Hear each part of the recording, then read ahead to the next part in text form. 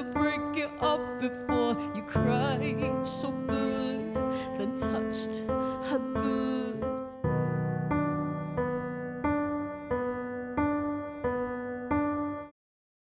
Welcome to my home studio where I record my music. Usually when I record music, I maybe have an idea of what I want to do, like a genre, but this one, it was more like I wanted to just have one song. I've been talking to ChatGPT about my career and like, why don't I have a following? And he was asking me like, well, do you have people in mind? Do you have like a set audience in mind? And I was like, no, not really. So we got talking about what do I want my audience to look like? And I get really inspired by women who are, you know, like a boss woman and who inspire people, and they look good, they talk good, they think well. And it just really inspires me when I see women like that. So then of course that's the type of woman that I would like to be. So then I said that to him and he was like, okay, well then you have your audience, you know, your wanted audience. Not that I don't want men to follow me, of course.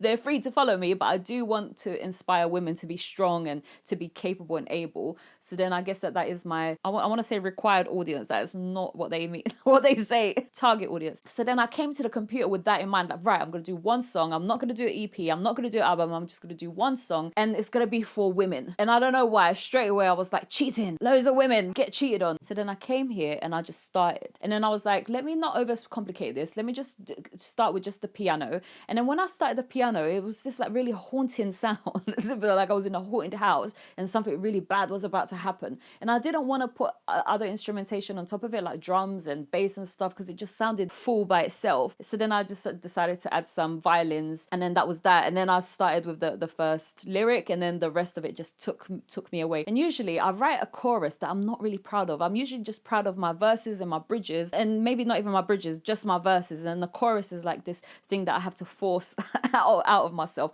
Whereas this one, I was like, I'm not going to do that. I'm going to create a chorus that is really impactful. And then when I wrote this chorus, I wrote it like whisper shouting, like when I wrote it. So I didn't know how it was going to end up sounding like. When I went to record it, I was like, oh, okay, this is very high. Oh, this is very demanding. And my son was like, are you shouting much in there?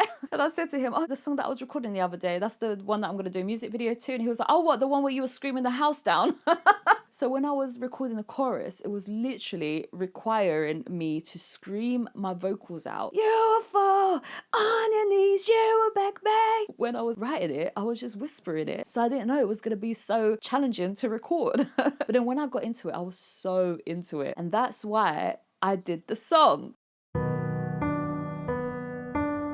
So I wanted to talk about my own experiences with being cheated on, because actually I've always been a really paranoid woman, very jealous, very dominating, very like, no, you're mine. I see some behaviors and I'm like, oh my gosh, that would never. I swear I'd break up with him like straight away. Like if he's too polite to the waitress, I'd be like, okay, well, we're breaking up.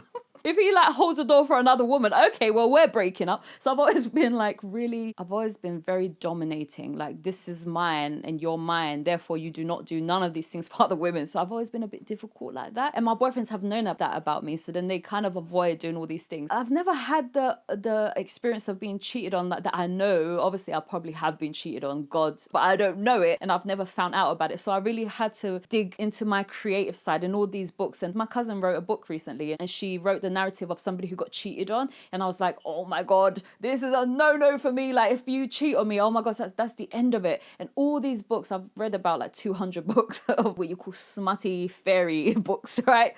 I've read hundreds of them, and literally like 99% of them, they do not play with cheating. Like, yes, like if we're on a break, you could go and have sex with somebody else and I'm going to be so jealous, I'm going to be so angry, and I'm going to make you suffer for it. Okay, that makes sense. If we're together and you have sex with somebody else and we're together, that does not happen in books. And my cousin put that in her book and I was like, ah!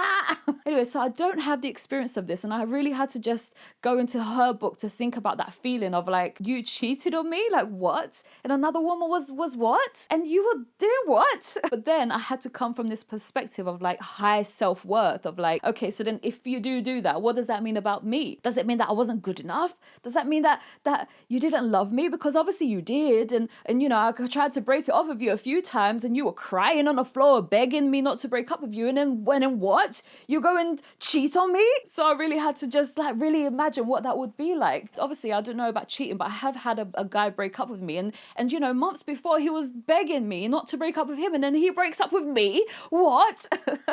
And I know, and I'd prefer for it to be light, because I've cried over heartbreak before. Even I'm the one that breaks up with them, and I'm there like crying for years, and I'm the one that broke up with them. Because why? Because I'm difficult, and I'm like, you're not disrespecting me, and you're doing this wrong, and therefore it's unacceptable. So no. And I stick to my ground. I've got my standards, I got my worth. And obviously when he can't meet my standards, it's a reality. So therefore we break up, and then therefore I cry because I'm hurt that you didn't meet my standard and you didn't do what I wanted to. And what does that mean? If you don't meet my standard, what does that mean about me? That I'm not good enough for you to meet my standard?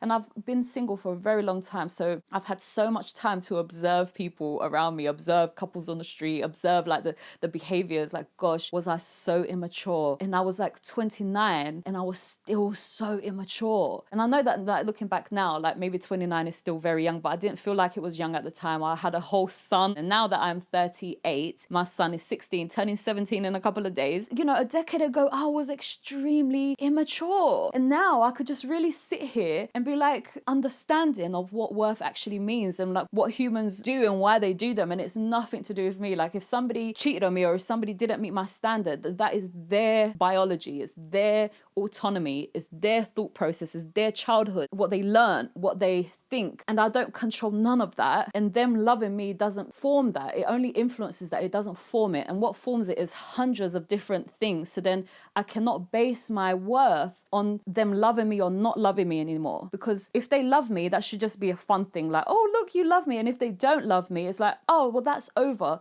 rather than that meaning anything about me. And yes, I've been single for a long time, so I really do hope that I can keep this mentality, because I know that when you get heartbreak, it could just take over. That's my experience with self-worth and being cheated on.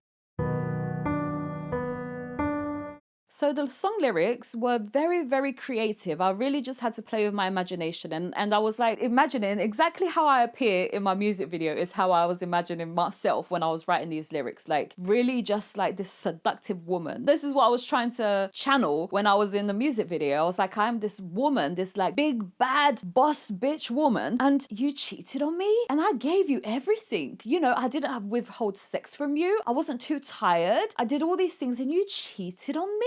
So then it's like, you must be so stupid. But to be honest, now that I'm a bit more mature, it's like if I'm picking a stupid man, then that's on me.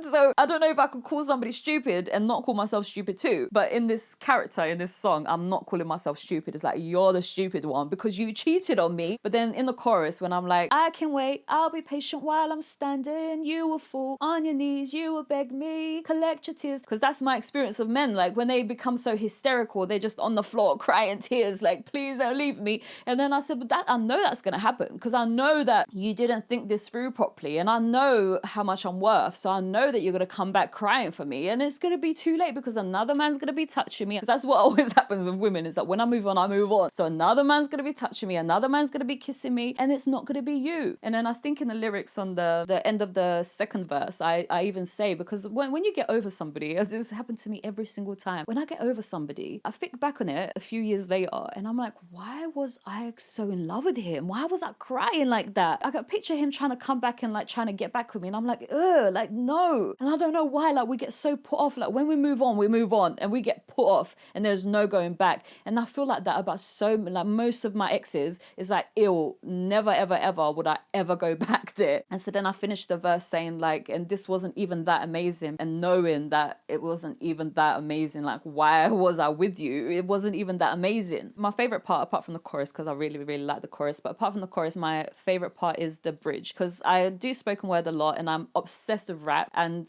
I usually put it in a lot of my music, so then I had to put it into this song.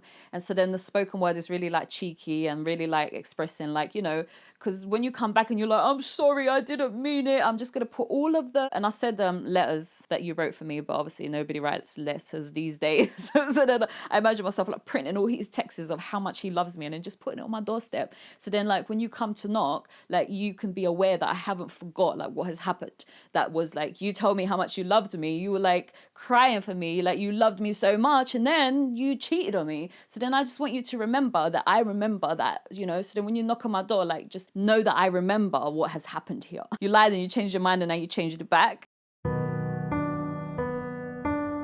And then the verse 2 is really funny because women, if you catch a man cheating, you're probably not going to remain calm. But I really wanted to have this empowering moment of like remaining calm and just watching it happen, you know, like just sitting back and just watching it happen and going, okay, okay. Because also, as a woman, I wanted to catch it before it happened. It's like, no, no, no, don't let it happen because this is going to break my heart. No, no, no, no. And instead, it's like, no, if this is going to happen, let it happen. Like, let me not be the director of your story. Like, if you want to cheat on me, let me not be the one that stops you. Let me not be the one that makes you into who you're not, right? So if you're a cheater, if you want to cheat on me, let me just sit back and watch you be who you are. Because why am I going to lie to myself about who you are by trying to direct your brain and direct your life? Let me just sit back and watch who you are. And you're going to expose yourself for who you are. And I know this is all very negative. God, I don't want men like that in my life. But this is the storytelling that I had in my head of like, yes, I'm a powerful woman. I'm just going to sit here and watch it play out. So then that's where those lyrics came from. Like, oopsie, you didn't know that I was sitting here watching you, did you? You didn't know that I was sitting here watching you break my heart. But here I am and I could see you breaking my heart. There's no like taking it back now.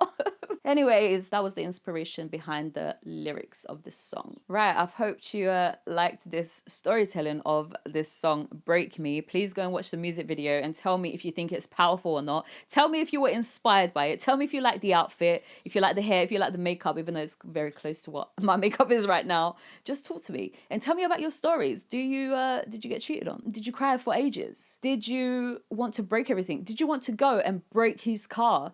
Or was you a boss bitch and you were like, you know what, darling, you do you and I'm gonna go and do me. And yes, I'm gonna cry about it, but you know what? We're worth like so much more. And when you're past it and you're past the heartbreak, you just laugh at the way that you were heartbroken over like silly stupidness. And I hope that that's what you get to, and I hope that that's how you feel. So you're empowered and you know how wonderful you are, and that somebody else's bad opinion of you does not form any part of you, and you get to form who you are, and your ideas get to form who you are. So I hope that you know that. Okay,